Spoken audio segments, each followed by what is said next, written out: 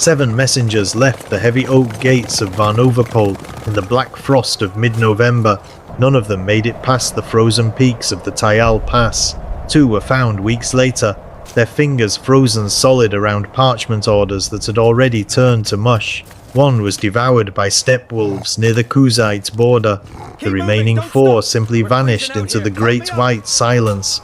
Grand Duke Ragnvad sat in his high log hall, staring at a map drawn on sheepskin, demanding to know why his army was starving before they had even seen the enemy. He did not understand that in the northern wastes, the climate is not an obstacle, it is the commander of the opposing force. Our story begins with Alrik, a seasoned shieldman from the coastal fjords of Sturgia. Alrik did not care for Ragnvad's grand imperial dreams or his blood feuds with the southern emperors. Alrik's world was measured in inches of wet leather boots, the scraping of frozen lard from a grease-stained wooden bowl, and the constant dull ache of frostbite in his left big toe, while the Grand Duke calculated the political leverage of seizing the rich iron ore mines of the eastern mountains. Alrik and 300 other common soldiers were busy trying to figure out how to boil dry pine needles to prevent their teeth from falling out. The Sturgian war machine was magnificent on paper, a collection of legendary Variag Huskars and iron-bound boyars, but on the windswept road to Tyal, that machine was running out of grease, out of bread, and out of time. The true paralysis of Sturgia did not lie in the deep snowdrifts, but in the smoky, grease-slicked log halls of its boyars. To understand why Ragnvad marched his men into an Arctic grave, one must look at the ledger of Boyar Gundar. While Ragnvad demanded 500 heavy infantry from the western valleys, Gundar was busy counting his barrels of salted herring and calculating the profit margins of selling iron ore to Vlandian merchants. The Sturgian Federation was an institutional house of cards. The Grand Duke held the crown, but the boyars held the key to the granaries. They were locked in a perpetual silent gridlock. Because the lords feared Ragnvad's centralizing ambition, they deliberately delayed their levies, sending old men with rusted axes and boys who had never held a spear. Alrik stood watch outside the council chamber, his breath forming thick icicles on his woolen collar, listening to the muffled shouting within. He heard Ragnvad slam his fist onto the pine table, accusing the Gundarings of treason. The boyars remained unmoved. They knew that a king without their grain was merely a man with a heavy gold hat. This political deadlock meant that the march was delayed by 40 critical days. By the time the army finally moved toward Tyal, the autumn mud had frozen into jagged, bone-breaking ice. The systemic failure of Sturgian governance was not a theoretical debate. It was a physical weight that Alrik had to carry on his back in the form of a 20-pound iron mail shirt. Before a single drop of blood stained the snow, the war was a contest of engineering. The Sturgian round shield was not a crude slab of wood. It was a carefully calibrated tool of survival. Alrik spent his evenings by the dying embers of the campfire, using a bone needle to repair the raw leather binding of his shield's rim. The core was made of linden wood, chosen specifically because it does not splinter like oak when struck by an iron axe. Instead, linden wood absorbs the kinetic energy of a blow, trapping the enemy's blade in its fibrous pulp.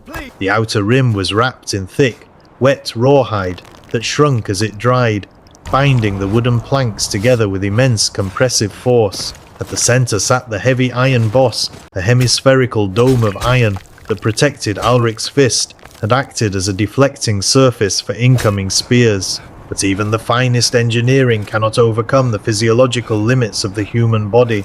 As the temperature plummeted to 15 degrees below freezing, the leather bindings grew brittle. The moisture trapped inside the wood froze, causing micro-fractures along the grain. Alrik could feel his shield growing heavier, waterlogged from the driving sleet, its weight shifting from a manageable 8 pounds to a grueling 12. In a shield wall, a difference of 4 pounds is the difference between keeping your guard up or letting your arm drop, and in the northern skirmishes, a dropped shield is an immediate death sentence. The clash came at the narrow neck of the Varnovopol Pass, where the grey limestone cliffs squeezed the road into a tight bottleneck. The rebel boyar forces, reinforced by northern mercenaries, had constructed a crude barrier of felled pine logs and frozen turf. They did not need to defeat Regenvad's army. They only needed to hold them in the biting wind until their supplies ran out. Alrik was ordered to the front rank of the shield wall. The command was not a glorious battle cry, but a series of hoarse, dry coughs passing down the line. The soldiers stood shoulder to shoulder, their round shields overlapping like the scales of a great sleeping dragon.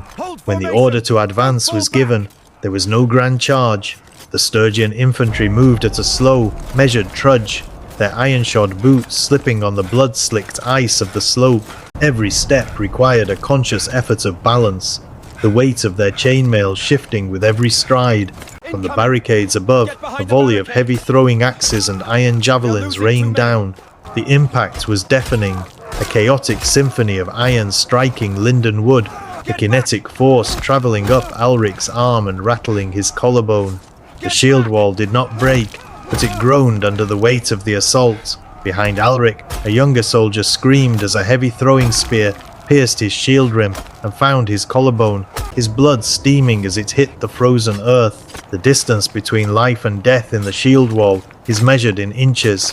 When the two formations finally collided, the civilized world dissolved into a raw, animalistic struggle of physical leverage. Alrik found himself pressed so tightly against his comrades that he could not draw a full breath. The air was thick with the smell of wet wool, rancid lard, and the copper tang of fresh blood. He faced an enemy warrior wearing a rusted nasal helm, his eyes wide with the adrenaline-fueled panic of survival. This was not the elegant swordplay of the southern arenas. This was a biomechanical meat grinder. Alrik used the iron boss of his shield to smash into his opponent's face, using the forward momentum of his entire body to drive the steel dome into the man's nose. As the enemy stumbled back, Alrik raised his bearded axe. The beard, the curved lower edge of the axe head, was designed for a specific mechanical purpose. Instead of a simple chopping motion, Alrik hooked the beard over the top rim of the enemy's shield, pulling down with his left arm while using his right thigh as a fulcrum. The leverage worked perfectly. The enemy's guard was wrenched open, exposing his neck. In a fraction of a second, Alrik brought the heavy iron blade down in a short, explosive arc.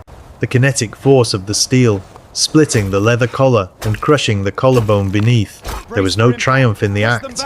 Alrik simply stepped over the falling body to close the gap in the line, his muscles burning with an exhaustion that felt like liquid lead. By the time the sun dipped below the jagged peaks of Tyal, the pass was silent. Ragenvad had won his tactical victory. The rebel barricade was cleared, and the road to the eastern mines lay open. But as Alrik stood among the dead, wiping his bloody axe on a discarded woolen cloak, he realized the terrifying truth of their situation. The victory was hollow. They had spent 80% of their oil, half of their salted fish, and over 40 brave men to secure a patch of frozen dirt. The iron mines they sought to capture were empty, their shafts flooded with glacial meltwater, and their miners long since fled to the Southern Empire.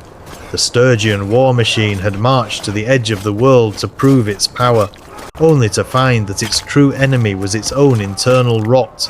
The Grand Duke would return to his hall in Balgard to claim a glorious triumph, but the boyars would continue to hoard their grain, and the common soldiers would continue to freeze for oaths written on melting ice. Alrik looked down at a young rebel soldier lying in the snow, his eyes wide and unblinking, reflecting the cold light of the northern stars. In death there were no factions, no boyars, and no emperors. There was only the endless, indifferent white. The wind of the north does not keep archives, nor does it care for dynastic pride. It simply buries the gold, the iron, and the men who fought for them under the same cold, quiet drift.